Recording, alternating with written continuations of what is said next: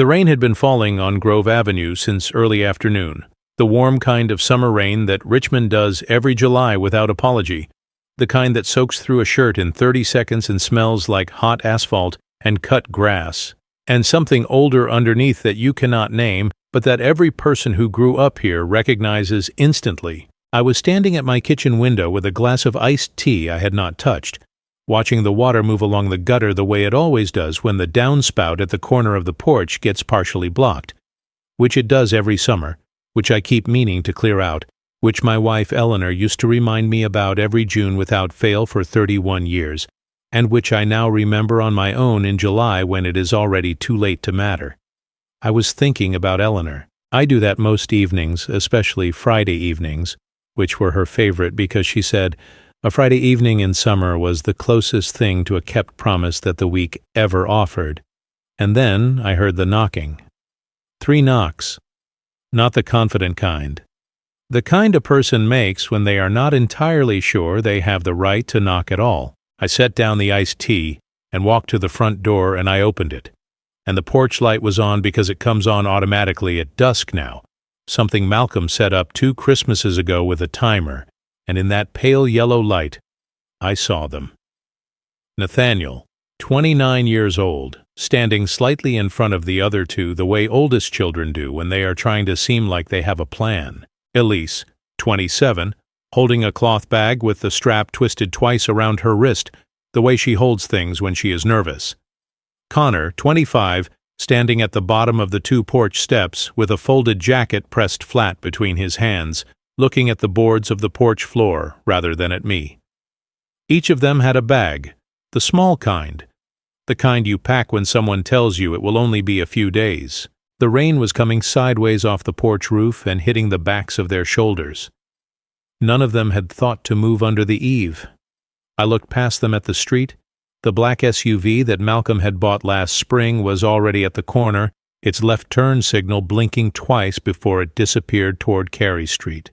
Not stopping, not slowing, just turning and going, the way you might pull away from a curb outside any ordinary errand, the kind where you do not look back because there is nothing behind you that requires looking back at.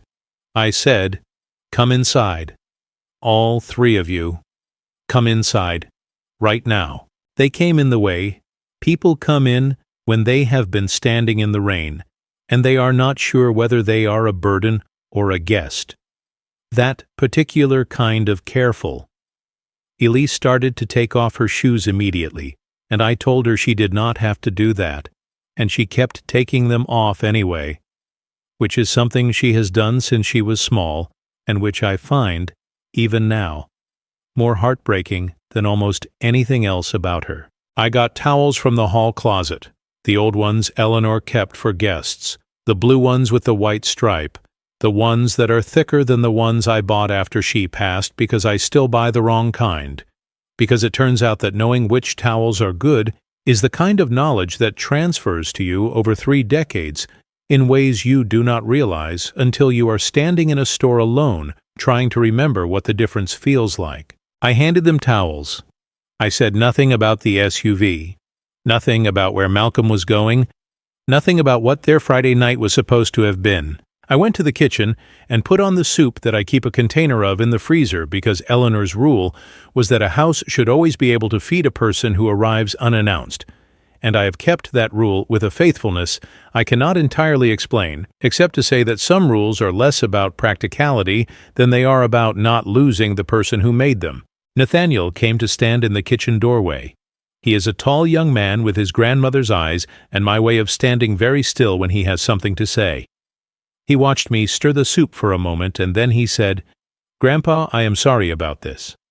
I said, "Do not apologize for coming to see me on a Friday evening. That is not something that requires an apology." He said, "Dad said it would only be a couple of days." I said, "Then you had better plan to stay a couple of days. Go tell your brother and sister that dinner will be ready in 20 minutes and that there are dry shirts in the second drawer in the guest room, left side. The ones that still fit me from before I lost 15 pounds worrying about things I could not control." He almost smiled. Not quite, but almost. I turned back to the soup. I listened to the rain on the windows and the sound of my 3 grandchildren moving around in the rooms of this old house on Grove Avenue, opening drawers, finding dry clothes, lowering their voices the way adults do when they are trying not to take up too much space, and I felt something settle in my chest that I could not have named for you precisely, but that had to do with the particular rightness of a house being used for the exact purpose it was built for. Before I go any further, I want to stop for just a moment. I have been carrying this story for a long time, and I have not told it this way to anyone yet, all the way through, beginning to end. So let me ask you something before I continue. Where are you right now? What city are you in? What state? Put it in the comments because I want to know who is out there on the other side of this. And if it is a Friday night where you are, if you are sitting somewhere and the week finally ended and you are still figuring out what tonight is supposed to feel like, I understand that better than I can properly explain. Hit that like button if any of this is already saying something to you. Subscribe if you want to hear the rest, because there is a great deal of rest to hear. Now let me tell you how I ended up at that window watching the rain before the knock came, because this story did not begin on a Friday evening in July. It began in April on a Sunday afternoon at my kitchen table with a phone call from my son and a very reasonable request. Malcolm called on a Sunday in April because Malcolm always calls on Sundays.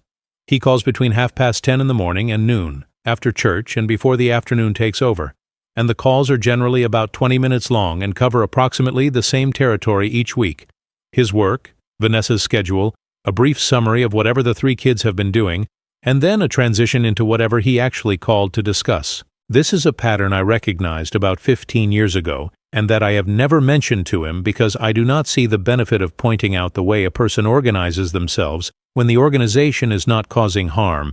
On this particular Sunday, he sounded good, better than he had sounded in the winter, which had been difficult for him professionally in ways he was not entirely forthcoming about and which I had pieced together from context over several weeks.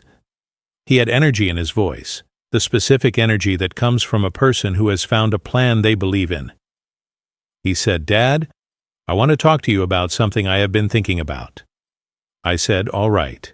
He said, "I think we need a family trip, a real one. All of us together.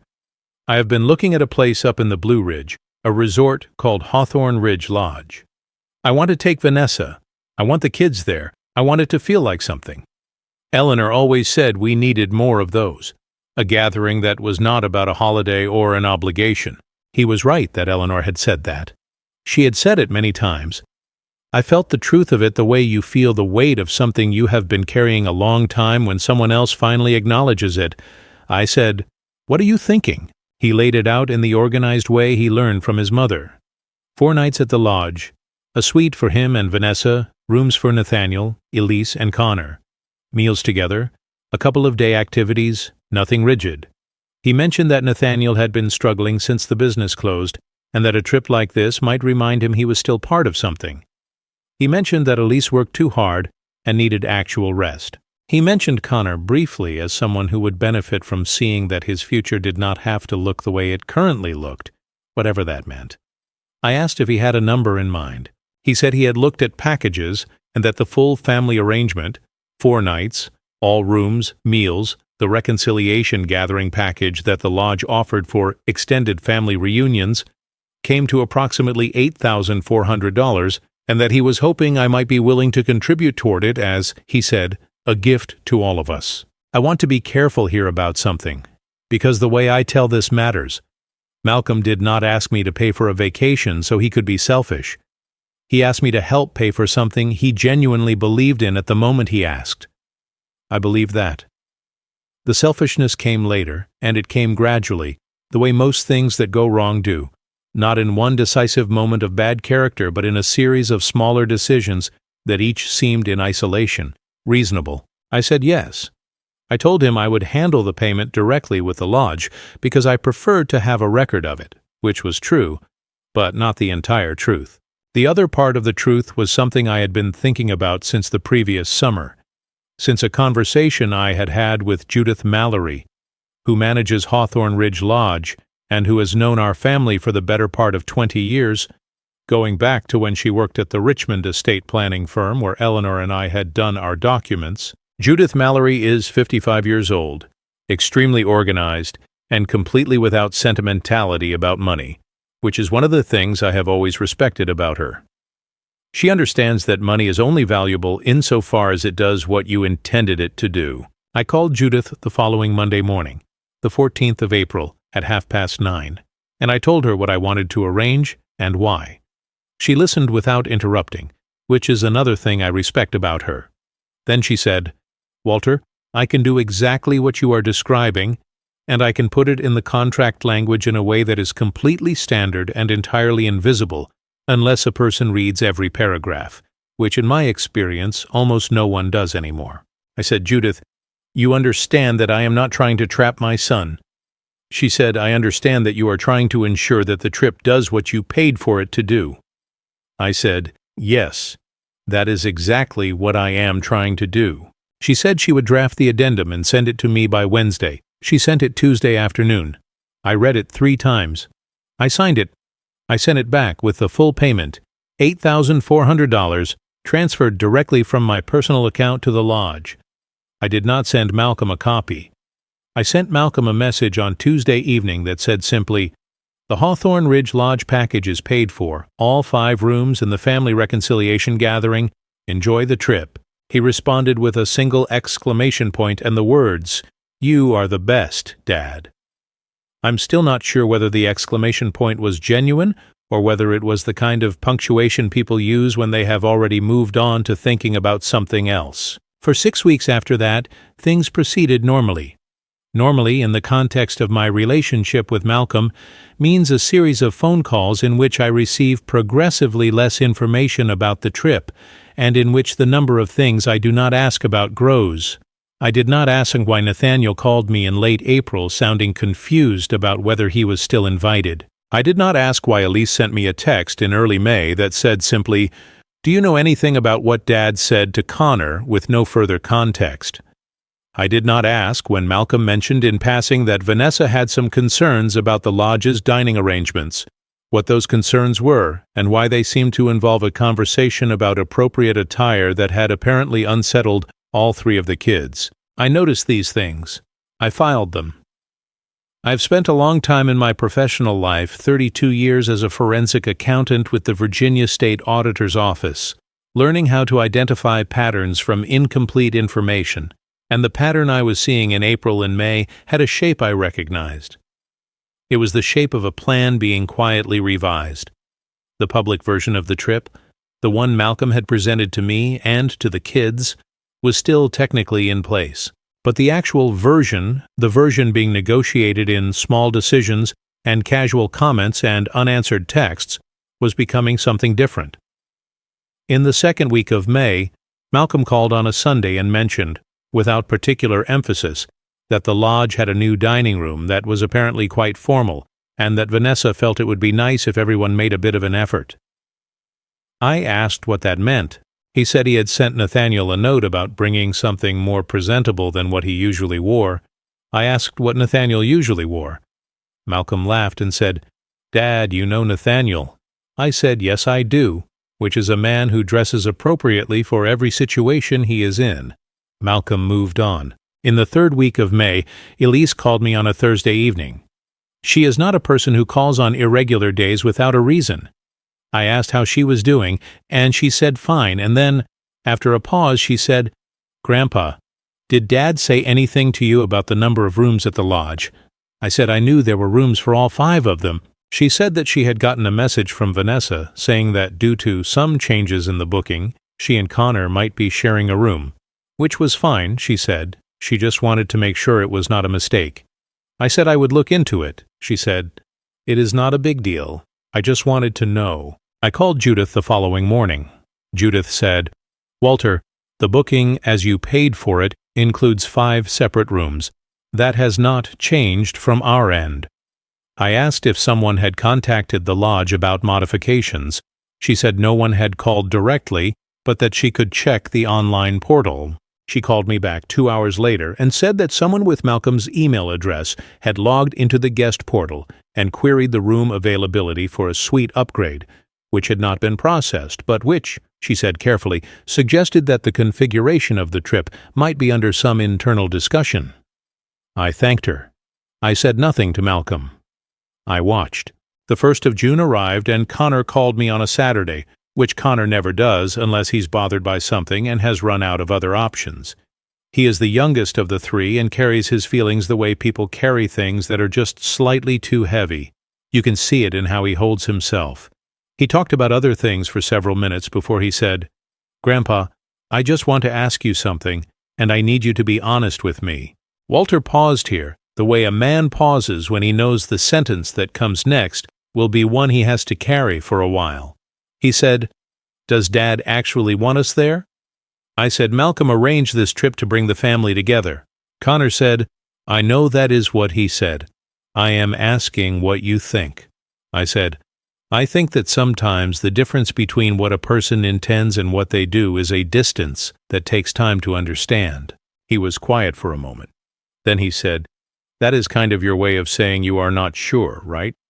I said, "It is my way of saying that I know for certain that the trip was meant to include you. What I am less certain about is whether the version of the trip your father has built in his imagination still has the same guest list as the version he paid for." Connor said, Yeah, that is kind of what I thought." We talked for another half hour about other things. His audio work, a project he had been developing for 6 months that he was embarrassed to describe to me because he thought I would not understand it.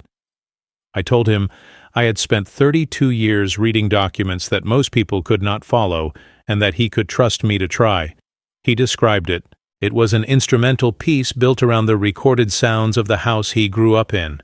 The specific sounds, the third stair, the kitchen exhaust fan, the way the back door sounded different in summer than in winter because the wood swells. I listened without interrupting. When he finished, I said, "Connor, that is remarkable." He said, "Grandpa, please do not tell Dad about it." I said I would not. I meant it. When the trip was 3 weeks away, Malcolm called on a Sunday with the confidence of someone who has made all his decisions and is calling to report them rather than to discuss them. He said everything was set. He mentioned that he and Vanessa were looking forward to some real rest. He mentioned the dining room. He mentioned a hiking excursion he had booked for himself and Vanessa on the second day. He did not mention Nathaniel, Elise, or Connor by name at any point in the conversation. I noticed this the way I notice things.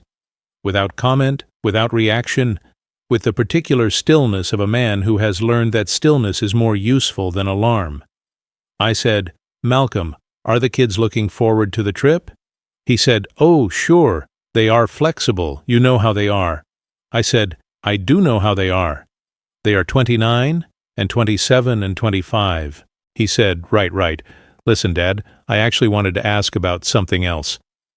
He moved on to a question about a property tax document he needed my help with, and I answered it, and we talked for another few minutes, and then the call ended. I sat in the kitchen after the call, and I drank my Sunday coffee, which I take with 1 spoonful of sugar and no milk, because Eleanor took milk in hers, and I always took mine different, not because I preferred it that way, but because when you share a coffee pot with someone for 31 years, you learn to make it easy for the person who comes to the pot after you, and now that I am always the person who comes to the pot after myself, I have simply kept the habit. I sat there and I drank the coffee, and I thought about Eleanor and what she would have said about all of this, and I thought about Nathaniel losing his business and Elise at the library, with her careful handwriting and her cardigans, and her way of finding things beautiful that other people overlook, and Connor with his recordings of the house, the sounds of the place where they all grew up. And then I thought about Judith Mallory and the document she had sent me in April, and the words in the addendum that she had described as completely standard. I thought about those words for a long time. 3 days before the trip, I called Judith one more time. I asked her to confirm when the moment came that everything proceeded exactly as written.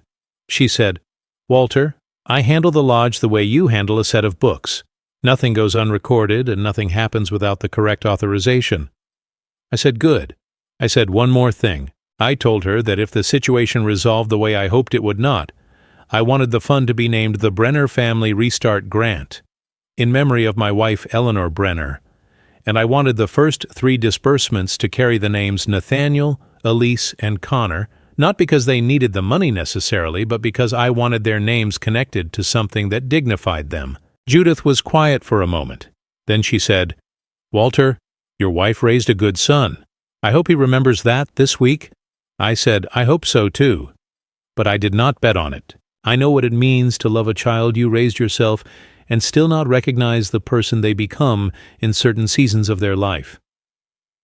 Malcolm was not always this way.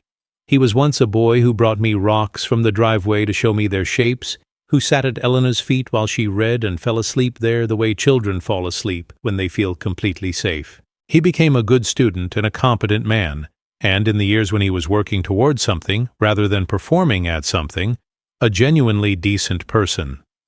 The performer arrived somewhere in his 30s. I've thought about where it came from, and I have not arrived at a clean answer. Some of it is Vanessa, who has her own hungers. Some of it is a particular American ambition that has no satisfaction point. Some of it is simply the particular way that children, even adult children, sometimes grow away from the gravity of the people who raise them and then have to find their way back. What I know is that the Friday evening the rain came down on Grove Avenue, Malcolm had not yet found his way back. And what I know further is that the way a person finds their way back is almost never the way they plan. So I was at the kitchen window. The soup was heating, the towels were on the chairs in the front room. Nathaniel, Elise, and Connor were somewhere in this old house getting into dry clothes, and the SUV was already gone. I took the iced tea I had not touched and poured half of it down the sink and refilled it from the pitcher in the refrigerator, the one I had made that afternoon without knowing I was making it for anyone in particular. Eleanor used to say that a house that is ready for company is a house that believes in people. I have tried to keep a house that believes in people. I set the table for 4. The soup was a potato and white bean recipe that Eleanor developed over the course of about 6 winters, adjusting it by increments each time until it became the version that exists now, which I have made from memory so many times that my hands do it without much direction from my head. I am not a sophisticated cook. What I am is a man who learned to feed himself properly after losing the person who had handled that domain with intelligence and pleasure, and who discovered in the process that feeding yourself properly means learning the 8 or 10 things you can make well and making them without apology. Eleanor's soup was the first thing I learned after she died. I practiced it on my own for 3 weeks before I would serve it to anyone, which is the kind of thing people do not know about grief, that it involves a great deal of practice for an audience that no longer exists. We ate at the kitchen table, the 4 of us. Nathaniel had found a flannel shirt of mine that used to fit me before I lost the weight, and which was, on him, almost the right size given that he has his grandmother's lean build. Elise had her own dry things from her bag, a green cardigan that she wears in every season because it belonged to Eleanor and she has kept it for 11 years without wearing it out, which says something about how she treats things that matter to her. Connor was in a gray t-shirt, and he had his wet jacket hanging over the back of the chair behind him, and every few minutes he would reach back and feel whether it had dried any, which it had not, because July in Richmond does not dry things quickly. We talked around the edge of what had happened. This is something families do, and I have never thought it was cowardice, this circling. It is more like how you approach a fire after it has been burning for a while. You get close enough to feel the heat before you get close enough to understand the shape of it.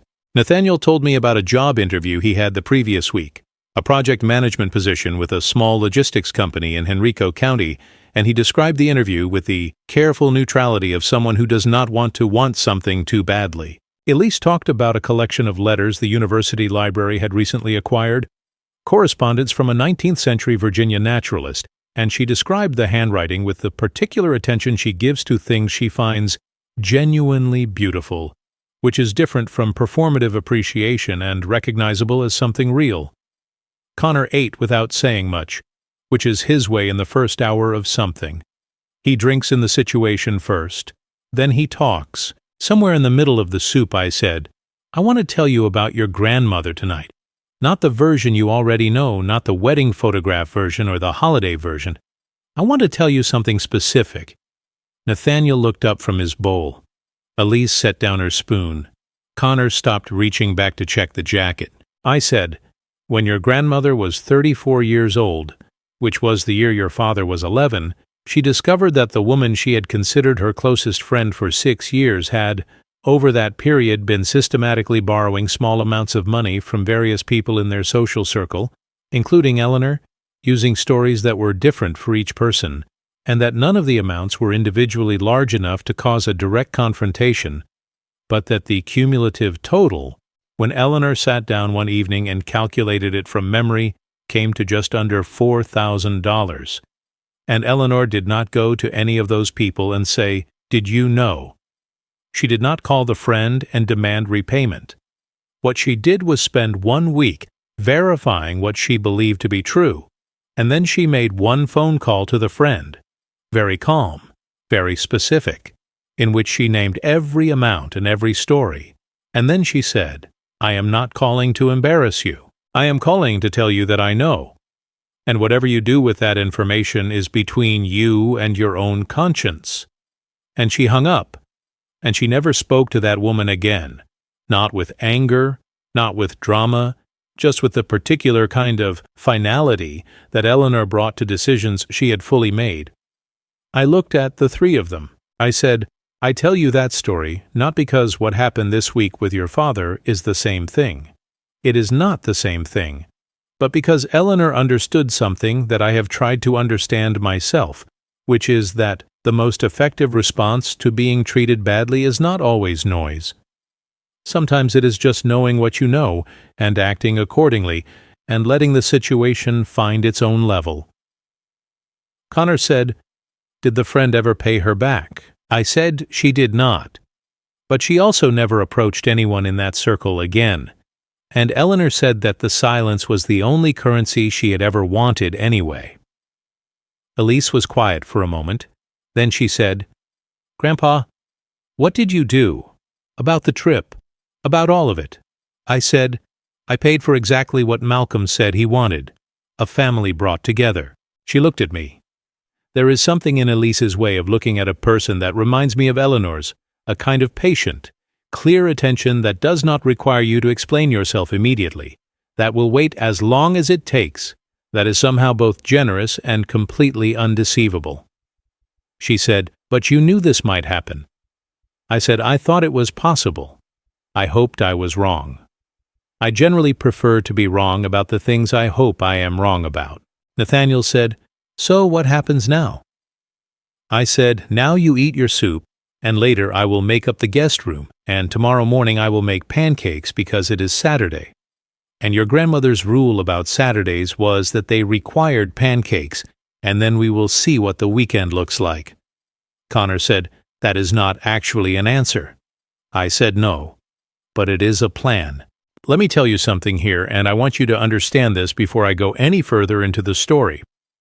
I'm going to ask you to stay with me, because the next part of what I have to say is something I have been working out for a long time in a room by myself, and saying it out loud to another person is new territory. So if you are still here, if you have been listening this far, tell me where you are.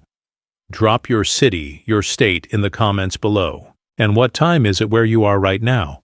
Are you watching this in the afternoon, or are you somewhere late in the evening with the day finally finished and the house finally quiet? I want to know who is out there. Leave a like if this story is doing something to you. Subscribe if you want the rest of it. There is more to tell, and the more is where things get real. Now let me get back to Saturday morning, because Saturday morning is when I began to understand the full shape of what had been built. I was up at 5:30, which is my natural hour. 32 years of arriving at the office before everyone else has made 5:45 feel like sleeping in. I made coffee and took it to the front porch, which I do every morning in every season that permits it, and I sat in Eleanor's chair, not mine. I sat in Eleanor's chair because she chose it for that porch, and she chose it because from that specific position, on the left side of the porch rail, you can see both the street and the side garden, and she wanted to see both things at once. And I have never understood that chair from any other position except hers. The rain from Friday night was gone. The air still had the particular weight of after, that heaviness that summer mornings carry when the night has cleaned everything but the heat is already building. The garden needed attention. I noted it. I did not do anything about it. I sat with my coffee for about 40 minutes before I heard the screen door, and Nathaniel came out with a mug of his own.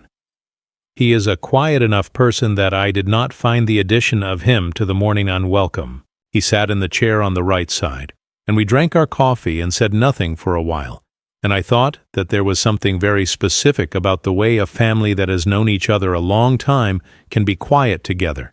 A quality of silence that is different from the silence between strangers and different again from the silence between people who are avoiding something. After a while he said, "Can I ask you something about the business?" I said, "Of course." He said, "You know what happened. You know the financial part." I said, "I know the outline. I know you had a partnership that did not survive a disagreement about the company's direction, and that the dissolution cost you your initial investment, and that you came out of it with your name clean and your debts paid and your dignity intact." He said, "Dad thinks I failed." He does not say that, but every time he talks about it, the way he says it, it is like he is explaining to someone why I am the way I am, like it is a permanent quality, like I am a thing that did not work out.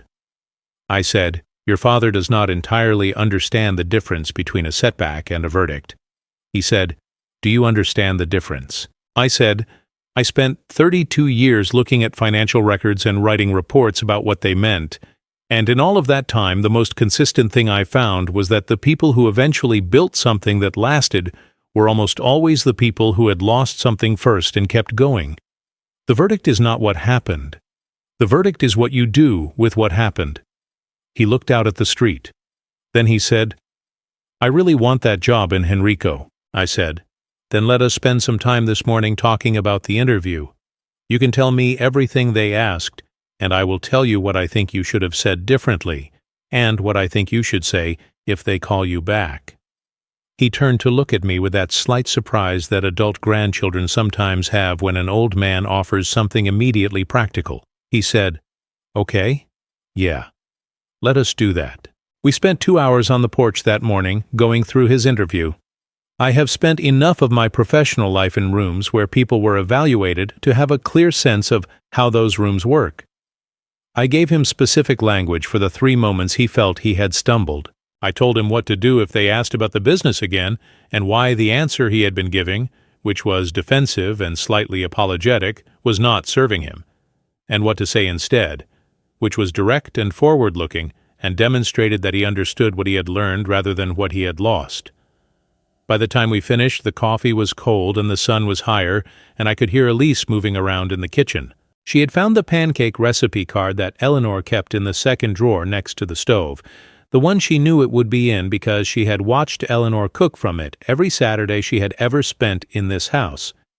The card is handwritten in Eleanor's particular cursive, which uses a capital E that no handwriting teacher ever taught, and which she developed on her own somewhere in childhood, and that I find, when I encounter it unexpectedly, still capable of stopping me entirely.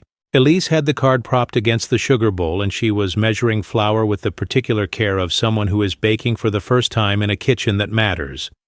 I said, "You do not have to do that." She said, "I want to." I said, "All right, the baking powder is in the cabinet above the toaster." She found it. She said, "Grandpa, I found something last night, in your study, the box with the letters." I said, "Yes, I have been meaning to organize those." She said, "I did not read them. I just saw a couple of lines because the top one was open." She paused. Then she said, "She wrote," and Elise stopped and looked at the recipe card for a moment. Before looking at me, she wrote, "that the kind of courage that nobody sees is the courage that holds everything else up." Was that about something specific? I said, "That was about a year when things were very difficult for us financially, when I was a junior auditor, and we had very little, and she was working, and we had Malcolm, who was 4 years old, and we were making decisions that did not have good options." She wrote that to me because she knew I was doing things that nobody would ever know about, and that cost me something, and she wanted me to know that she saw it. Elise held the recipe card in one hand and looked at me. She said, "She was remarkable." I said, "She was. She did not think she was," which is what usually marks a remarkable person. Connor appeared in the doorway in yesterday's clothes with his hair pressed on one side from sleep and the jacket slung over his arm, finally dry. He looked at Elise with the batter bowl and said, "Are those the Saturday pancakes?" Elise said, "Yes." Connor said, "Okay, good." He sat down at the table with the quiet satisfaction of someone whose specific hope has been confirmed and who does not need to make a production of it. I want to tell you about Connor's recording before I tell you what happened later that day, because the recording is part of the story in a way that I did not entirely understand when I first heard about it, but that I understand now. Connor is a freelance audio technician. He does live sound for small venues, recording sessions for independent musicians, post-production work for small film projects. He is good at it. Malcolm has a hard time believing he is good at it because the work is invisible to Malcolm, who measures competence by income and by the kind of income you can describe at a dinner table in a way that people recognize. Connor's work does not describe easily at dinner tables, but it is precise and it is skilled, and it is exactly his. What Connor had been building for 6 months was something different from his paid work. He had been returning to the house where he grew up, which Malcolm and Vanessa still own in the West End at different times of day and different times of year, and recording the sounds specific to that house.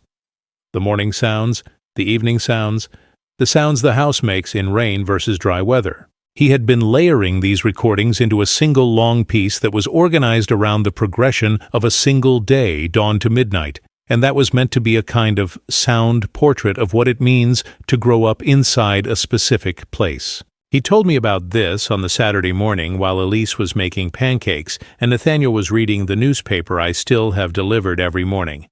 And as he described it, he was embarrassed in the way that people are embarrassed about things they have made that come from somewhere genuine and undefended. I said, "Will you play some of it for me?" He said, "I did not bring my laptop." I said, "Is it on your phone?" He said, "Yes." I said, "Then play it."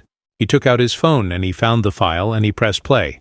What came out of the small speaker was the third stair, which creaks in a specific way when weight hits it from the left side, and behind it, far enough back to feel like the memory of a sound rather than a sound itself, the kitchen exhaust fan, and then gradually other things, the back door, the particular resonance of the hallway when someone is walking quickly through it.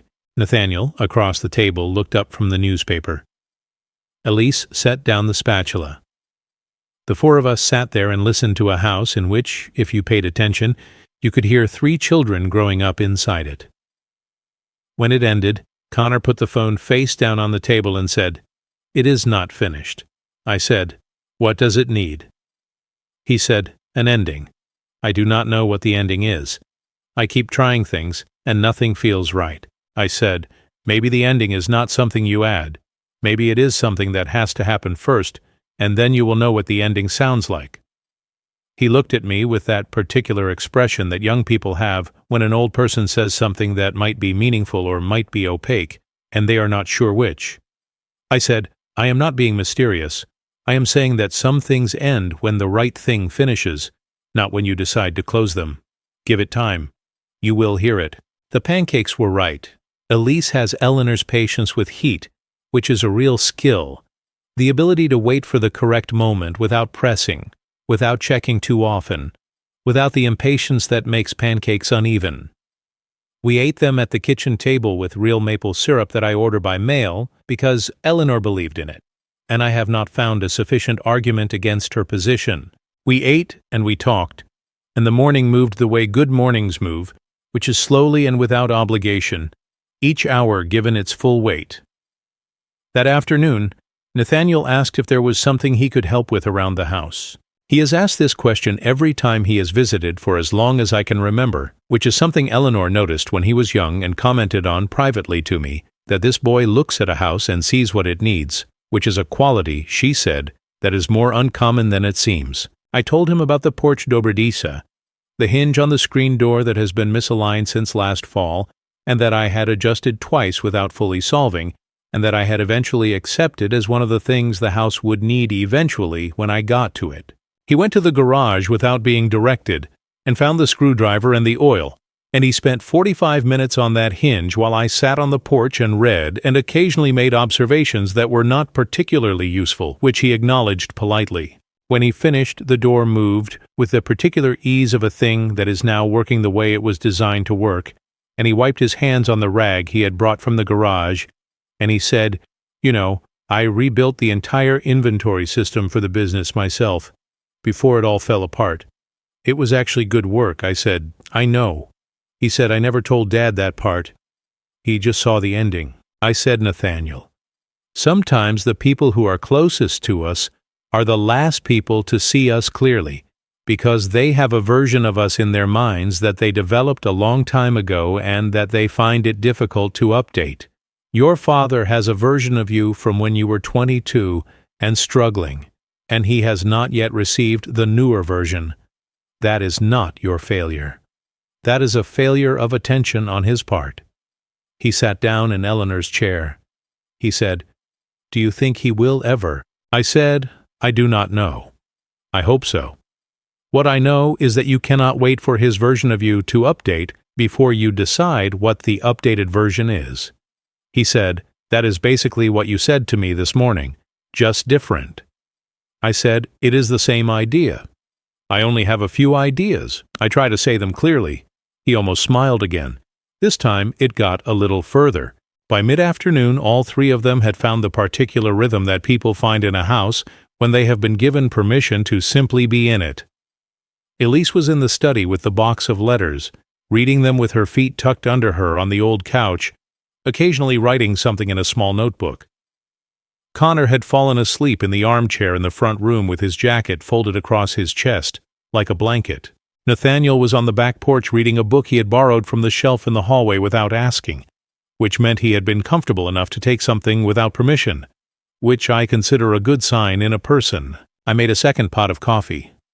I thought about Judith Mallory at Hawthorne Ridge Lodge, about 140 miles west of Richmond in the Blue Ridge foothills, and I thought about Malcolm and Vanessa in their suite, and I thought about the library on the third floor of the lodge, where the family reconciliation gathering was reserved for the third evening. I thought about the book of presents that Judith kept for those gatherings, bound in the same dark green cloth that the lodge had used since its founding, with pages for names and for signatures and for dates.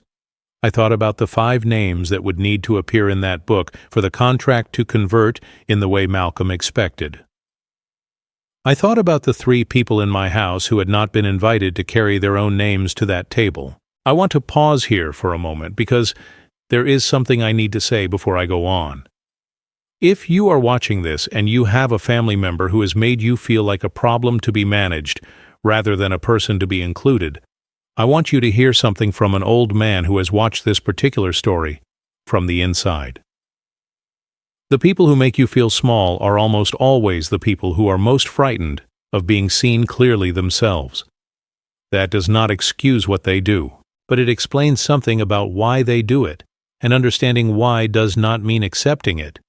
It means knowing what you are actually dealing with, which is a person who is afraid, making a frightened person's choices, and doing it at your expense. You are not the problem. You are the person they cannot afford to let too close because you see them. Remember that. Tell me in the comments if any of this is landing somewhere real for you. Your city, your state. What time is it there? And share this with someone who might need to hear it. Subscribe if you are not already, because there is a great deal more to tell. And what happens on the third day is the part that changed everything about how I understand what it means to pay for something. Let me tell you about the third stair. Connor, the previous evening, had played me his recording. In the recording, the third stair had its specific sound, the one that exists because the left side of the tread is slightly proud of the riser and has been since the house was built. I have known that sound for 24 years, which is how long I have lived in this house. The house Eleanor chose for the corner lot and the garden and the particular width of the front porch. I know the third stair the way you know any sound that you have lived with long enough, not as something separate from the house but as one of the house's properties. The way the walls having a certain color is a property, or the way the morning light through the kitchen window is a property. It is simply part of what this place is. When I heard it in Connor's recording, I felt something happen in my chest that I have been trying to put into language since that Saturday afternoon and have not entirely succeeded. The closest I can come is this. It was the feeling of being recognized, not by a person but by a place. The specific recognition of a house that has been made into something by the living done inside it, and the recognition that the living is more permanent than any particular arrangement of who is invited where. Malcolm would spend 4 nights at a resort on which I had spent $8,400. He would eat in the formal dining room and hike the trails he had booked for himself and Vanessa, and he would not have his 3 adult children with him, which he had arranged as a preference rather than a crisis. But Connor had spent 6 months recording a house, and Nathaniel had fixed my porch door, and Elise had read her grandmother's letters and found in one of them a sentence about silent courage that she had written in her notebook with the same care she gives to things that matter. And all 3 of them were in this house on a Saturday afternoon in July, while the mountains were 140 miles away, and the lodge's library was closed for a gathering that would not take place. I poured my coffee. I went to the front porch. The street was dry now, and the afternoon had that quality Richmond afternoons have in July when they are not raining. Heavy and gold and entirely present, the kind of afternoon that does not apologize for being itself. I sat in Eleanor's chair. I thought about nothing useful. I watched the garden need attention. I listened, without hearing it clearly, to the sounds of 3 adults in my house, a notebook page turning, the creak of the armchair shifting weight, the specific sound of the back porch door, which does not sound anything like the front door, which Connor had been right to record separately. I thought about the 3rd stair. I thought about what Eleanor would have said. I thought she would have said, "Walter, the trip is happening exactly where it was always supposed to happen. You just did not know yet where that was." And I think she would have been right. She usually was. Sunday arrived the way Sundays arrive in a house where someone is grieving something they have not yet named out loud. Quietly, with the particular weight of a day that has no schedule to hide behind. I was up at 5:30 again, the same as always. But this time, when I came downstairs, I found Elise already in the kitchen, sitting at the table with a cup of tea and the small notebook she had been writing in the previous afternoon, and she was not writing in it, just holding it with both hands around the cover, the way a person holds something when they are thinking and need something solid to think against. She looked up when I came in and said, "Good morning," and I said good morning back, and I put on the coffee without asking whether she wanted any because it was not yet 6 in the morning, and the question seemed unnecessary. We sat with that for a little while, the sound of the coffee machine and the early light coming through the east window above the sink. The one that Eleanor always said was her favorite light in the entire house because it was the most honest, the way first light always is, before the day has had a chance to arrange itself. After a while Elise said, "I have been thinking about something." I said, "All right." She said, "When I was 17, Dad told me that I was too sensitive for my own good, that I felt things at a volume that other people could not hear, and that was going to make my life harder than it needed to be, and I believed him for a long time. I built my whole work life around being careful about that, being professional, keeping what I felt separate from what I showed." I poured the coffee. I set a cup in front of her even though she had tea. She looked at it, and then she looked at me. I said, "And what do you think now?" She said, "I think he was wrong. I think feeling things at a certain volume is not a flaw that needs managing. I think it is how some people read the world." "The letters in the box, Grandpa. Some of those letters are from people your age or older, writing about things they felt 60 years ago with the same precision that I feel things now, and nobody called it too sensitive. They called it writing.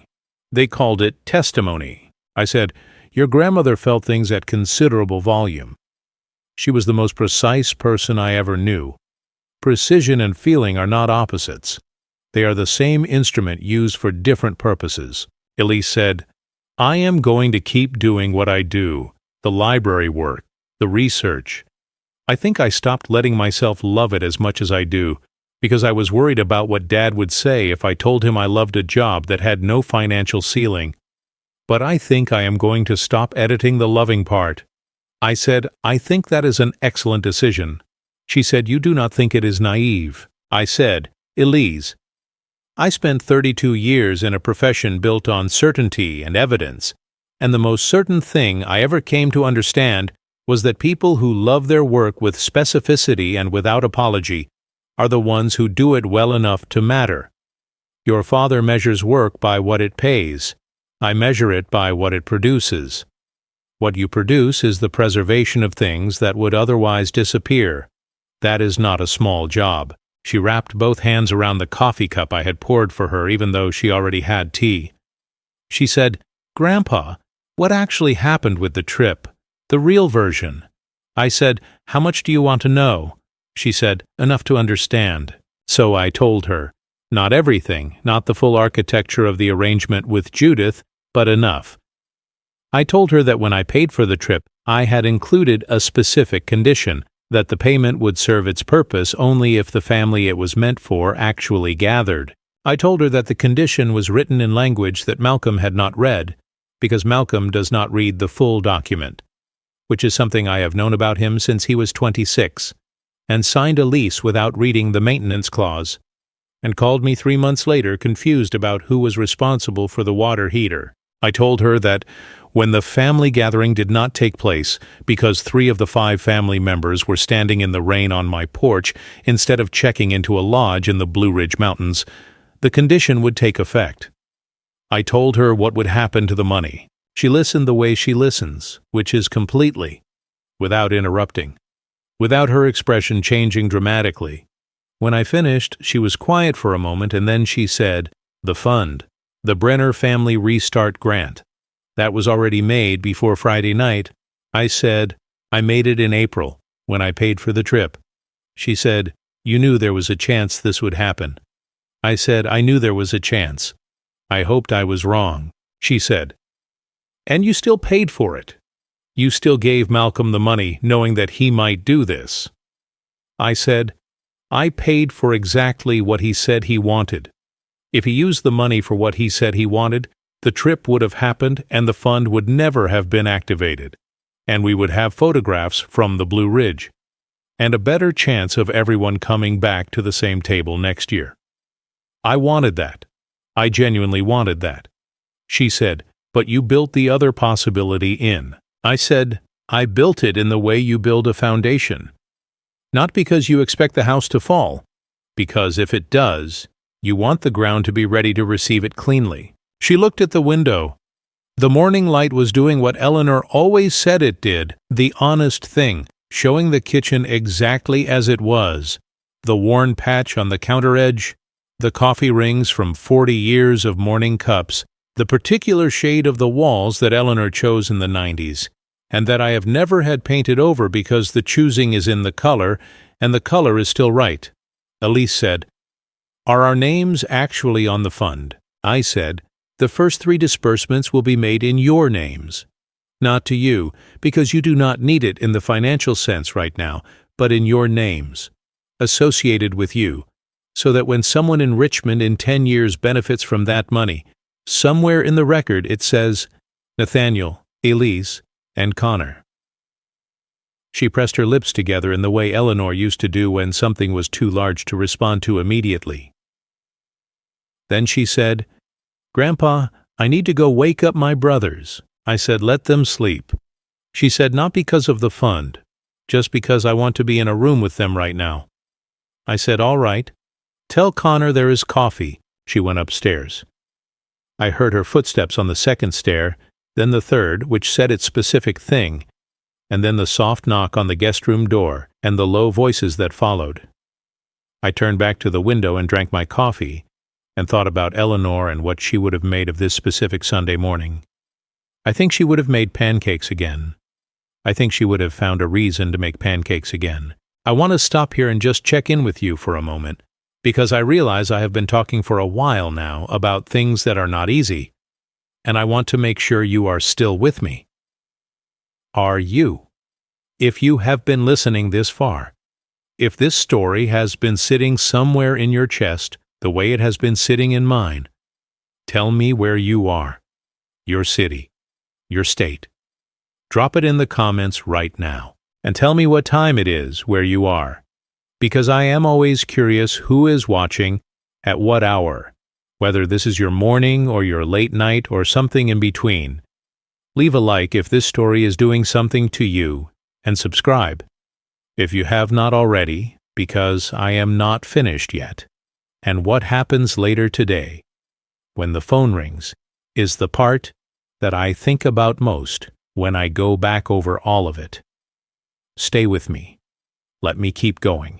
The three of them came downstairs together about 20 minutes later, which was not something I had planned for, but which happened naturally the way things sometimes do when siblings are reminded that they belong to each other. Nathaniel had his hair still pressed sideways from the pillow. Elise had changed into the green cardigan. Connor had the jacket over his arm again, even though it was indoors and fully dry, which told me the jacket was not about warmth, it was about having something to carry. I have noticed this about Connor for years. He is more comfortable in the world when he has something in his hands. I made more coffee. The four of us sat at the kitchen table on a Sunday morning in Richmond, and I thought, sitting there, that this was the kind of thing Eleanor had wanted when she used the word family, and that the Blue Ridge Mountains at this particular moment had very little to do with it. We spent the morning the way the best mornings spend themselves, without much intention. Nathaniel read the rest of the newspaper and argued gently with an opinion piece about small business development that he felt misrepresented the realities of dissolution, and he argued it with the specificity of someone who knew the subject from the inside rather than from the outside looking in. And I let him argue and asked questions, and told him twice that he should write a letter to the editor, which he dismissed and which I still think he should do. Elise organized the letters from the box into rough chronological order, not because I had asked, but because she had looked at the box and understood that it was begging for it, and she worked through the morning with the careful attention of someone for whom archival organization is not a chore, but a form of respect. Connor sat in the garden for most of the morning with his phone, not on it but listening through it, earphones in, replaying sections of his recording, and I watched him through the window occasionally, and each time I looked, he had a slightly different expression, the particular expression of someone who is finding something in a piece of work they had thought was done. Around 11 he came back inside and sat at the kitchen table and said, "Grandpa, I think I know what the ending is." I said, "Tell me." He said, "The ending is the door. The front door, the way it sounds from the inside when someone opens it to let you in." I was quiet for a moment. Then I said, "Yes, I think that is right." He said, "How did you know?" I said, "Because the recording is about being inside a place where you belong, and the sound that means that most is the sound of arrival, not leaving, arriving." He looked at his hands. Then he said, "I am going to send it to Dad when it is finished." I said, "Why?" He said, "Not to make a point. Just because it is about his house. And because even if he does not understand it the way you do, it is still about a place that belonged to all of us, and that should go to everyone who was part of it." I said, "Connor, that is a generous decision." He said, "It is not generous, it is just accurate." He made a face that was not quite a smile and not quite anything else and went back out to the garden with his phone. We had lunch from what was in the kitchen, which turned out to be enough. Sliced tomatoes from the garden that I had been meaning to bring in, sharp cheddar, bread that was one day past its best but entirely acceptable when toasted, the last of the soup from the night before. We ate in the easy way that people eat when they are not performing lunch, when eating is just the thing between the morning and the afternoon. Elise said that the naturalist whose letters she had been researching at the library had apparently spent 3 years corresponding with someone in Richmond whom none of the scholars had been able to identify, and that she had a theory, and that the theory, if it held, would mean that a fairly significant revision of a moderately significant academic understanding of his later work would be necessary. She said it the way she says things she cares about, which is quickly and with precision, and then a kind of pause, where she checks whether the listener is still interested, or whether she has overestimated the room. We were all interested. Even Connor, who knows nothing about 19th century Virginia naturalists and said so, but who asked 2 questions that Elise described later to me as, genuinely, the best questions anyone has asked about it, which she said with a surprise that I found more informative about her daily experience of being taken seriously than anything else she could have said. The afternoon moved into the later afternoon. I did the garden work I had been noting for days, and Nathaniel helped without being asked, and we worked alongside each other in the way that people work together when there is no need to discuss the work, when the garden simply communicates what it needs, and 2 sets of hands respond to it. The sky was that particular Virginia blue that comes in July, in the hours before the heat begins to exhaust itself. The street was quiet. The house was settled. At 17 minutes past 4 in the afternoon, my phone rang. I was kneeling next to the hydrangeas that Eleanor planted in the 3rd year we lived in the house, the ones that she babied through 2 terrible summers and 1 winter that nearly ended them, the ones that are now more than she could have imagined when she put them in the ground, blooming in that particular faded blue that hydrangeas achieve when they have fully arrived at being what they are. My hands were in the soil. The phone was in my shirt pocket. It rang with Malcolm's name on the screen. I stood up. I cleaned my hands on the garden cloth I keep in the left pocket of my work pants. I looked at the phone for 1 full ring before I answered it, not because I did not know what the call would be, because I wanted to be entirely ready before I picked it up. I said, "Hello, Malcolm." He said, "Dad, what did you do?" His voice had a quality I had not heard in it since he was 19 years old, and had made a very serious mistake at a summer job that he had come to me to confess. Not anger exactly, something that anger is made from, a kind of exposed urgency, the sound of a person who had been confident and is now not confident and has not yet decided how to manage the gap. I said, "I am not sure what you mean." He said, "The lodge. Judith Mallory. She told us this afternoon that the reconciliation package, the family gathering, the library room, all of it, had been reversed. She said the contract conditions were not met. She said the payment had been redirected to some fund." I said, "The Brenner Family Restart Grant." He said, "Dad." I said, "Yes." He said, "I do not understand what is happening." I said, "Malcolm, which part is unclear?" He said, "I do not understand why you would do this. I do not understand why you would come after me like this in front of a staff member and in front of Vanessa's friends who are here and who now know that whatever family event was planned did not happen because the family was not present." I said, "I want to be careful here about what you are saying. I did not come after you. I paid for a family gathering. A family gathering requires a family. The family was not at the gathering." He said, "You know why they are not here." I said, "I do know why they are not here. They are not here because they are in my kitchen in Richmond. They have been there since Friday evening, when you dropped them at my door before you drove to a resort I paid for." The silence that followed lasted approximately 4 seconds. In my experience, 4 seconds of silence in a telephone conversation where both parties are still present is a significant duration. He said, "That is not what happened." I said, "Malcolm, Nathaniel is 29 years old, Elise is 27, Connor is 25. They are your children. They packed small bags, and they stood on my porch in the rain on Friday night. That is what happened." He said, "The trip was always going to be a smaller group. Vanessa and I needed some time, and the kids, they are adults, they can handle a few days on their own. I thought you would take them. I thought it would be fine." I said, "I am glad I was here.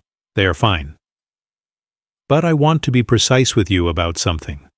When you called me in April and described what you wanted, you described a family gathered together, a memory made before everyone went separate directions, an approximation of what Eleanor always hoped for. You used her name, Malcolm.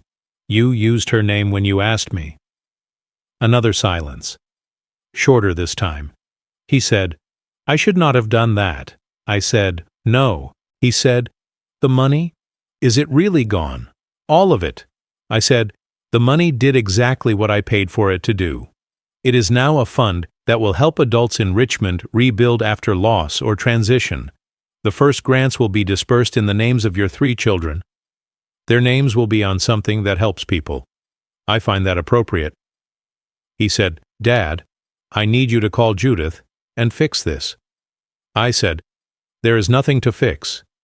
He said, "There is $8,400 to fix." I said, "Malcolm, you have an education that cost considerably more than that, which I also paid for, and which produced a man who is capable of doing much better than he did this week. The money is where it belongs. What I would encourage you to think about is not the money." He said, "What would you encourage me to think about?" I said, "I would encourage you to think about the conversation you are going to have with your 3 children when you get back to Richmond. Not with me, with them. Because they are adults and they understood what happened this week, and they deserve that conversation from their father, not a version of it arranged through me." He was quiet for a long moment. Then he said, "Are they angry?" I said, "They are thoughtful people, Malcolm. They are doing what thoughtful people do when they have been hurt. They are working out what they feel." He said, "Can I talk to them?" I said, "I am not their gatekeeper. You can call any of them. But I would ask you to think carefully about what you want to say before you call, because what you say in the first conversation will set something in motion, and you will want that something to be the right thing." He said, "Dad, I am sorry." I said, "I know you are. Tell them." I ended the call. I stood in the garden next to Eleanor's hydrangeas with my cleaned hands, and the evening beginning its slow business above the tree line, and I felt something that I am still not entirely sure how to name. It was not triumph. I want to be clear about that because people sometimes hear a story like this and they imagine the satisfaction of a man who has won something, and that is not what I felt. What I felt was closer to the particular exhaustion that comes after a sustained effort of will, the way a body feels after it has been carrying weight for a long time and finally sets it down. Not lightness, but the relief of no longer having to hold the position. I went back inside. The 3 of them were in the kitchen. Nathaniel was leaning against the counter. Elise was at the table. Connor was standing near the window.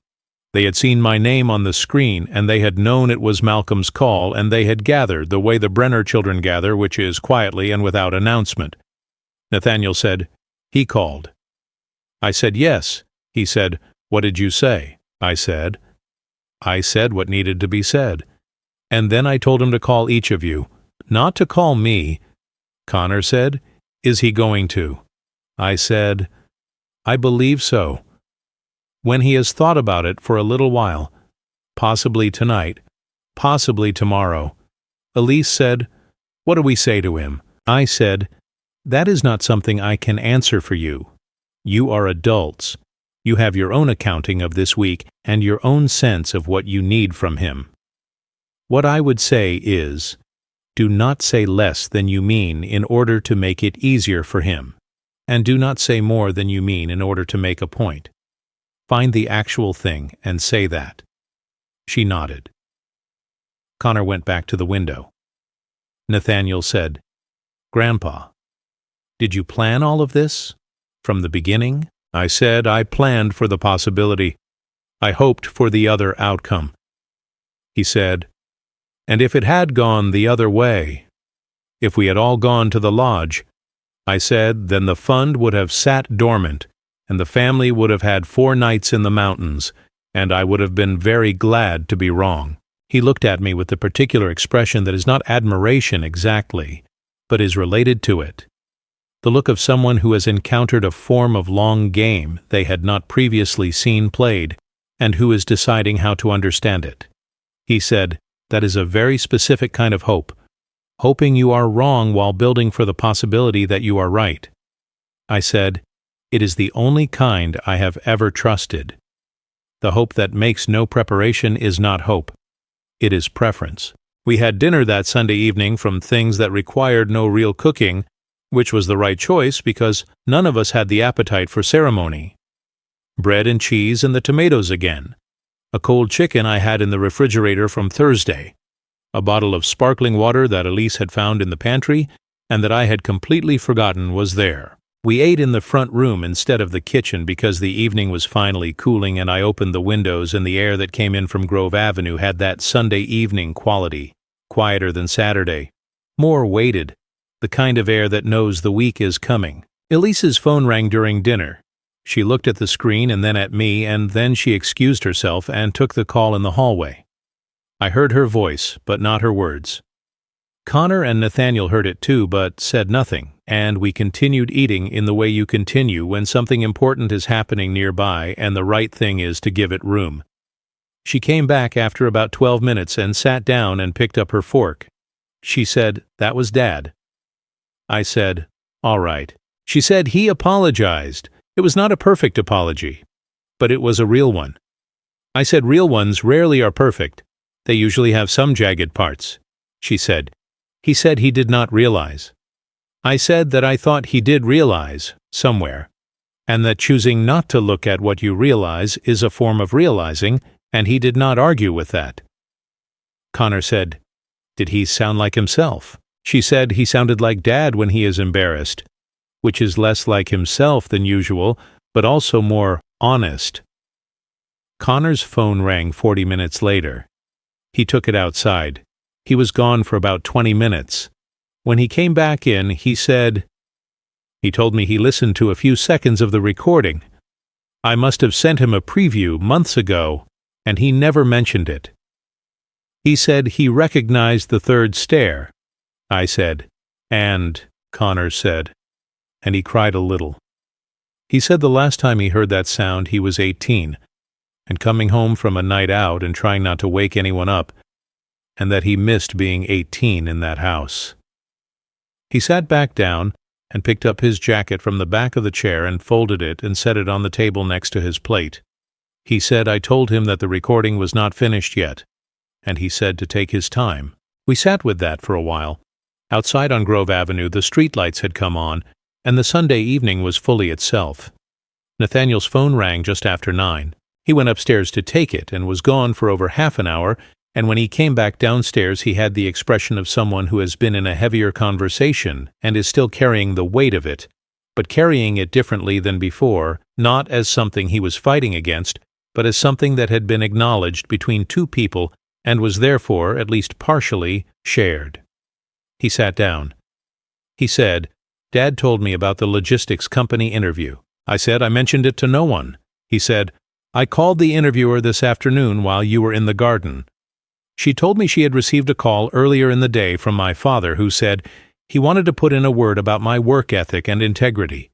She said it was unusual but not unwelcome." The table was quiet. Connor was looking at Nathaniel. Elise had her hand near her mouth. Nathaniel said, "I do not know how to feel about that." I said, "How do you feel about it?" He said, like it was the right thing done the wrong way, which is a Malcolm specialty. I said, "It is not a wrong way if the intention behind it was correct." He said, "The intention was to fix something he broke, which is maybe not a perfect reason, but is at least a real one." I said, "Real reasons are where real things start." The evening settled. We did the small things that evenings in a house require. Cups rinsed, lights turned off in the rooms that no longer needed them, windows closed as the night air finally arrived properly. The old house on Grove Avenue did its routine the way it always has, with the sounds it always makes, the third stair, the kitchen pipes, the particular resonance of the hallway, and I thought about Connor's recording and about how a house sounds when it is being inhabited by people who belong to it. Before I turned off the kitchen light, I stood in it for a moment alone. I do this most nights. It is not a ritual exactly. It is something closer to a reporting in. The same way Eleanor used to do a last look at the garden before dark. A way of being present to the end of a day before releasing it. I thought about Eleanor. I thought about the blue hydrangeas and the third stair and the green cardigan that Elise has worn for 11 years without wearing out. I thought about what it means to build something carefully and to trust that the building was not wasted even when the building is not visible. I said goodnight to the kitchen. I turned off the light. I went upstairs, and as I passed the third stair, it said the thing it always says, and I thought, yes. Connor is right.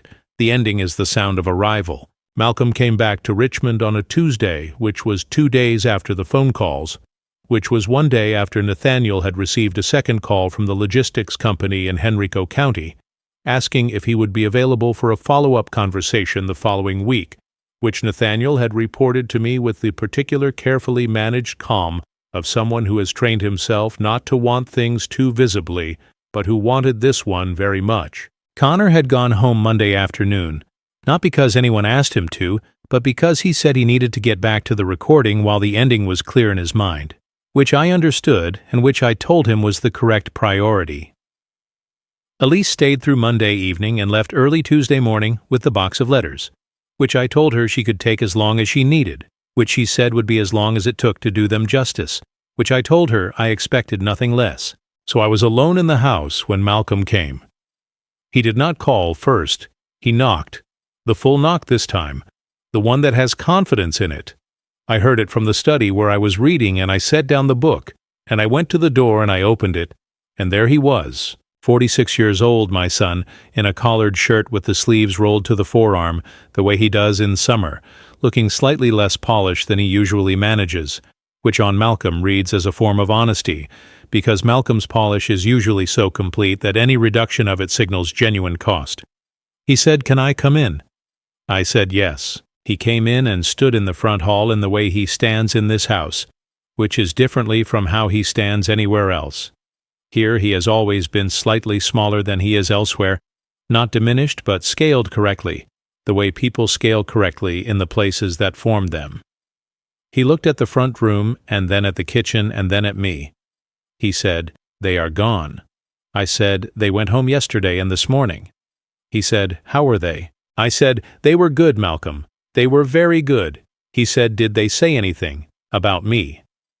I said, "They said plenty about many things, some of it about you, most of it about themselves, which is as it should be at 25 and 27 and 29. He moved to the kitchen. I followed him and we sat at the table, the same table where I had sat with his 3 children over the weekend, the same chairs, the same morning light through the window. He put his hands on the table and looked at them for a moment. He said, "I want to try to explain something to you." I said, "All right." He said, "The trip was supposed to be good. I genuinely wanted it to be good. I wanted Vanessa to see the mountains, and I wanted to feel like I had done something right, something that would." He stopped. He tried again. "I wanted to arrive at something. Does that make sense? I have been feeling for a while like I have been running towards something I cannot see clearly, and that the running is getting harder rather than easier. And when I saw the lodge, I thought, this is it. This is the version of things I am trying to get to." And somewhere in the planning, I started editing the guest list in my head. Not because I do not love my kids, because I was building an image of the trip and they did not fit the image, and I kept that thought separate from the other thought, the one that knew what I was doing, and I let the distance between the two thoughts grow large enough that I could pretend they were not the same decision. I did not say anything for a moment. He said, "That is not an excuse. I am not offering it as one. I am trying to tell you what actually happened, because I think you have earned the actual version." I said, "Thank you for that." He said, "The fund. Tell me about the fund." I told him what I had told Elise, though in different language because Malcolm and Elise receive information differently. Malcolm through structure and Elise through meaning, and I have learned over 4 decades of knowing them both that the same truth has to be delivered in the architecture that the person can receive. I told him about the Brenner Family Restart Grant. I told him about the disbursements that would carry the 3 names. I told him about Judith Mallory and the contract language and the April conversation and the document I had signed. He said, "You knew in April." I said, "I knew in April that there was a possibility worth preparing for." He said, "And you let me use your money and your hope as a test." I said, "I want to be careful about that word. It was not a test. A test has a correct answer that the tester already knows. What I built was a contingency, a second outcome that would produce something useful if the first outcome did not happen. I did not know which one would occur. I hoped for the first. The second was not punishment. It was just what the money would do if the family it was meant to gather did not gather. He said, "But you were watching me." "The whole time." I said, "Malcolm, I have been watching you since the morning you were born. That has not changed. I hope it never will." He was quiet for a while. Then he said, "Nathaniel told me about the hinge." I said, "He fixed it well. The door has not stuck once since Friday." He said he called me last night.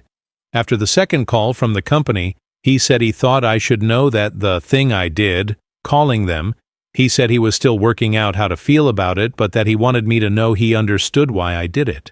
He said, almost verbatim, it was the right thing done the wrong way, which is a Malcolm specialty.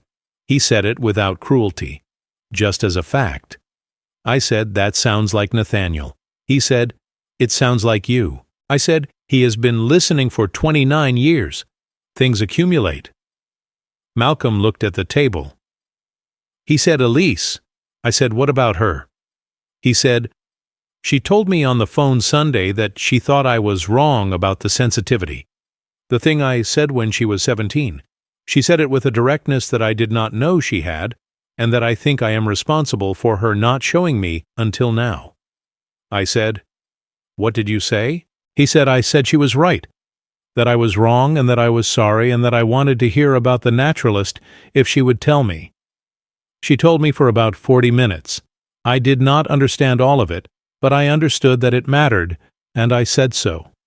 She seemed like someone who had been given permission to exist at full size for the first time in a while. That is a hard thing to realize you did, that you made your own daughter smaller. I said it is. And realizing it is the beginning of the other direction. He said Connor played me more of the recording, not just the preview. He played me the whole thing he has so far. He played it over the phone, and I sat in the car in the parking garage at the lodge, and I listened to my own house from 30 years ago, and I thought about all the mornings in that house, and I thought that I have been so busy trying to build something that looks right, that I have not been inside it, the actual inside of it. I said, "It is not too late to go back inside." He said, "Is it not?" I said, "You called Judith Mallory, you called the interviewer, you called 3 people on a Sunday night because something in you understood what you had done and did not want to wait. Those are not the actions of a man for whom it is too late." He said, "I am not a good enough version of what I am trying to be." I said, "Malcolm, no one is. The trying is the point." He put his hands flat on the table. He looked at them for a moment. Then he said, "Vanessa is upset with me." I said, "I imagine she is." He said, "She said I should have talked to her before I arranged things the way I did, that she did not ask me to exclude the kids, that she assumed they were coming and that she was embarrassed when the lodge staff started asking about the absent family members during the reconciliation library setup. She said she felt like someone else's prop in a story she had not agreed to." I said, "Vanessa is right about that." He said, "I know. I'm going to have a longer conversation with her than the one we had in the car driving back." I said, "Good." He said, "Dad, what do I do about the 3 of them?" I said, "You do what you told each of them you would do on the phone. You show up at the actual table, the real one, not the one at the resort where the decor is right and the people are selected. The kitchen table, Nathaniel's apartment, Elise's library if she will let you, Connor's studio. You go to the places where they actually live, and you sit in them without an image in your head of what it should look like, and you listen." He said, "What if they do not want me there yet?" I said, "Then you wait, and you do the next right thing while you wait, and you keep doing it." A man does not rebuild a relationship in a conversation. He rebuilds it in time, in repeated small choices, in showing up when it costs him something. You know how to build things, Malcolm. You have always known how. You just have to apply that skill to the people in front of you instead of the image in your head. He was quiet for a long moment. The kitchen was very still around us. Outside on Grove Avenue, the morning was fully arrived. The light passed the honest early phase and into the warmer, fuller middle of the day. A car passed. Someone on the sidewalk was walking a dog I could hear by the tags. Malcolm said, "Mom would be disappointed in me." I said, "No." He looked up. I said, "Your mother would be sitting exactly where I am sitting, and she would be saying exactly what I'm about to say, which is that disappointment is what you feel about something that cannot change." Eleanor did not traffic in things that could not change. She was interested in the direction of travel. She would be watching to see which way you turn from here. He pressed his lips together. His jaw worked once in that particular way it has when he is controlling something. He said, "I miss her." I said, "So do I. Every day." That does not go away, but it changes shape. It becomes something you can carry rather than something that stops you. He said, "Did she know?" About what I was becoming. The performing. The image building. I said, "She knew you had a talent for managing how things appeared, and she worried sometimes about whether the management was serving you or the other way around. She talked to me about it once in the last year. She said she believed you would find your way to the real version of yourself. She said you always had." He said, "And do you believe that?" I said, "I am sitting at this table with you on a Tuesday morning when you did not have to come. You came because you had things to say that you could not say on the phone. That is the real version of yourself making a decision. So yes, I believe it." He said, "Those few days here last week, I know it was not what it was supposed to be. I know Dad messed the whole thing up and it was uncomfortable and we were basically dropped off like luggage. But I want you to know that it was actually the best I have felt in a long time. Being here. The porch, the pancakes, the soup, the conversation about the interview. And I know that sounds strange given the circumstances." I said, "It does not sound strange to me at all." He said, "I think Elise feels the same way. And Connor too, though he will not say it the same way." I said, "Connor says things in his own way, and his way is just as clear as any other if you know how to listen for it." He said, "Yeah, he is going to submit the recording to a sound art competition he found. He told me last night on the phone." I said, "Good." He said, "And Elise is going to write something about the letters. She asked me if you would mind if she wrote something about Grandma, something for the library journal maybe, about the correspondence collection and about one of the letters she found in the box." I said, "I think your grandmother would consider that the highest possible honor." We talked for another while. He told me about the position in Henrico, the specific details, the scope of the work, the people he had met in the interview. He talked about it the way a person talks about something they have been afraid to want and are now allowing themselves to have, with a kind of careful joy, holding it steadily rather than too tight. When we said goodbye, he said, "Thank you, Grandpa, for the conversation about the interview, but also for the other things." I said, "Nathaniel, you do not thank family for keeping a house ready." After the call, I went back to the porch. The sun was coming up properly now, the full Richmond summer morning establishing itself over the roof lines, and the garden was right there in front of me, exactly as it had been all summer, needing what it needed. I set down the coffee cup. I went inside and got the gardening gloves from the hook in the garage. The ones Eleanor had worn so long, they had the shape of her hands, and I put them on, and I went out to the garden, and I got to work. There is something I want to say now directly to you, to whoever has been sitting with me through this entire story.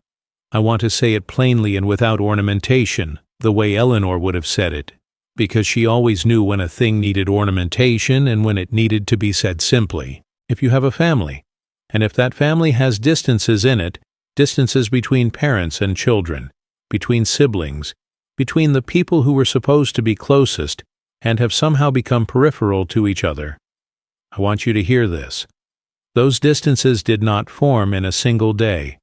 They formed the way all accumulations form, slowly and through repetition and through the small decisions that we do not recognize as decisions at the time we make them. A call not made, a question not asked, a presence not offered when a presence was what was needed, a door not opened when 3 people were standing in the rain on the other side of it. These small decisions compound. They become, over years, the shape of a relationship, and sometimes we look at the shape and we do not recognize it as something we built because we built it incrementally. without a plan, without a blueprint, one small choice at a time. The good news is that this is also how it gets rebuilt. One small choice at a time. Not a grand gesture, not a trip to a resort, not an expensive arrangement designed to look like reconciliation without requiring the actual work of reconciliation. Just the small and consistent and genuine choices that say to another person, "You matter to me, and I am going to demonstrate that in ways that cost me something, in ways that ask something of my attention and my time and my honesty, day after day, in rooms that no one else will ever see or remember." That is what Eleanor understood about the friend who borrowed money. She did not need a public scene. She needed to make one phone call and say, "I know what you did, and I am not available for it anymore." The power was in the clarity and the consistency, not in the drama. That is what I tried to do with the contract that Judith Mallory wrote for me in April, in language that was standard and invisible unless you read every paragraph, which in her experience almost no one does anymore. I did not try to humiliate my son. I tried to ensure that the money meant for family actually reached family, and when the arrangement found its way to a different table than the one Malcolm had imagined, the family was still gathered. Just here, on Grove Avenue, with soup and towels and the wrong kind of bath linens and Saturday pancakes made from a recipe written in handwriting, I still cannot look at without stopping entirely. I want to tell you something else. About money. Since this story involves money, and I have spent my professional life with money, reading its trails and understanding its patterns and watching what it does when it moves from one place to another. Money is not a moral substance. It is not good or bad in itself. It is a mechanism, and what matters about a mechanism is what it is used for and by whom and with what intention. The $8,400 I paid to Hawthorne Ridge Lodge was intended for a specific purpose, to bring a family together around a table in a way that acknowledged everyone who belonged at that table. When the arrangement changed, the money did not stop serving that purpose. It found a different path to the same destination. 3 adults in my house for a long weekend. 3 named disbursements from a fund that will help 3 other adults begin again. The money went where money meant for family goes when you are careful enough to make sure it does not go anywhere else. That is the thing I want you to take from this, if you take anything. When you put your resources toward something, whether those resources are money or time or attention or love, be specific about what you are putting them toward. Not the performance of the thing, but the thing itself. Not the appearance of family, but the actual presence of it. Not the photograph of the gathering, but the gathering. The real one, with the difficult people and the complicated conversations and the soup that goes cold while you are still figuring out what needs to be said. The real thing is almost never as presentable as the performance, but the real thing is the only thing that lasts. Now I am going to ask you to do something before I finish. If you watched this entire story, if you sat with me from the knock on the door in the rain all the way to the garden gloves that still have the shape of Eleanor's hands, I want you to leave me a comment with a single word. The word is standing. If you were truly here for all of it, you will understand exactly why I chose that word. The house on Grove Avenue is still standing. The fund is still standing. The relationship between Malcolm and his children is still standing, imperfectly and carefully and with the particular fragility of something that was tested and held. And this old man, who is 60 years old and has buried a wife and raised a son and learned too late and just early enough some of the things that matter most, is still standing. Leave me that word if you felt it. Standing. Drop it in the comments. And while you are there, tell me your city and your state one more time. I want to know the full geography of who stayed. I read everyone. I want to picture you, wherever you are, in whatever room, at whatever hour. And I want to say thank you with something more than a formula. So tell me where you are. Hit that like button if this story earned it. If it made you call someone, or text someone, or sit quietly for a moment with a thought you have been avoiding, it earned it. Leave the like. It takes 2 seconds, and it does something I cannot fully explain for the ability of this kind of story to reach someone else who needs it. Subscribe to this channel if you have not already. There is a new story here every single day. Some of them are quiet stories like this one. Some of them are louder. All of them are true in the way that matters, which is not always the way of documented fact, but always the way of earned experience. The kind of knowing that comes from having lived inside something long enough to understand its shape. Subscribe and come back tomorrow, because tomorrow there is something new, and the day after that something newer still. And this old man has a great deal left to say before he runs out of mornings. Share this with someone. I mean that with complete seriousness. There is a person in your life right now who has been excluded from something they were supposed to be part of. There is a person who got a bag that was too small for the trip they thought they were taking. There is a person who is sitting somewhere right now, wondering whether the people who are supposed to love them have the version of them that actually exists, or only the old version, the one from 10 years ago, the one that has not been updated because updating it would require a quality of attention that is more expensive than some people are currently willing to pay.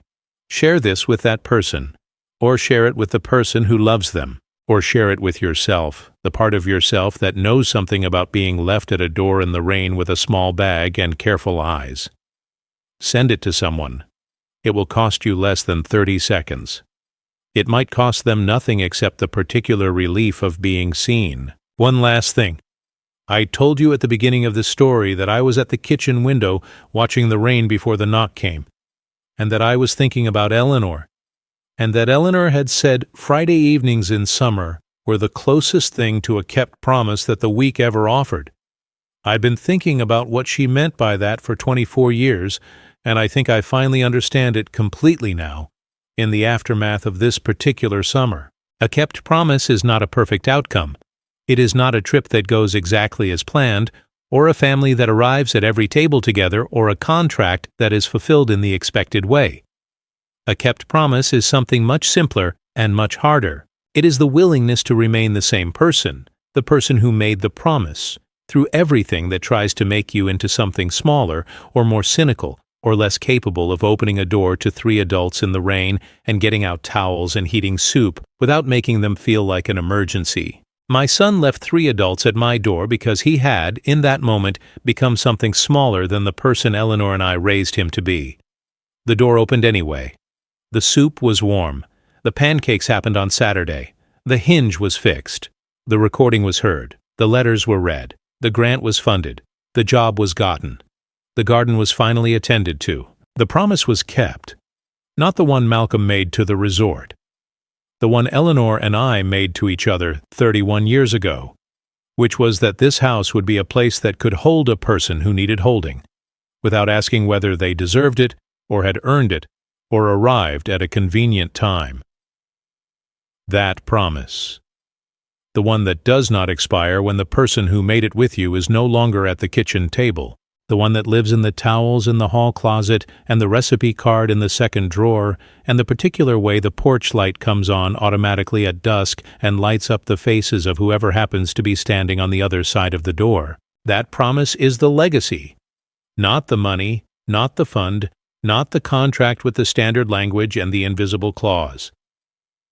The legacy is the quality of the house itself, which is not the building on Grove Avenue, but the set of values that the building was organized around, the ones that say, every person who matters to this family matters equally and completely and without conditions, and the door is always open, and the soup is always warm, and Saturday has always required pancakes, and it always will. My son thought he had left me 3 responsibilities on that Friday evening. He left me 3 adults who still knew what family was supposed to feel like and who simply needed to be in a place where it felt that way again. The trip happened. It happened on a wooden porch in Richmond, Virginia, with iced tea and glass tumblers and a toca-discos playing something Connor had made from the sounds of a house where they grew up, and an old man in a chair that still holds the shape of his wife's preference for seeing both the street and the garden at once. That is all a family is. That is all it has ever been. A place that can hold you. A door that opens. A light that comes on. From wherever I am sitting, to wherever you are sitting right now. From this old man's corner of Grove Avenue to whatever room you are in, at whatever hour this reaches you, thank you. Truly. You gave me your time tonight. which is the only currency that cannot be recovered when it is spent. And you spent it here, with this story, and with this old man who is still standing in his late wife's garden on a July morning in Richmond, Virginia, finally getting to the weeding. Take care of each other. Open your doors. Heat your soup. Remember the people who were left out of the trip that was supposed to include them, and go find them. Good night.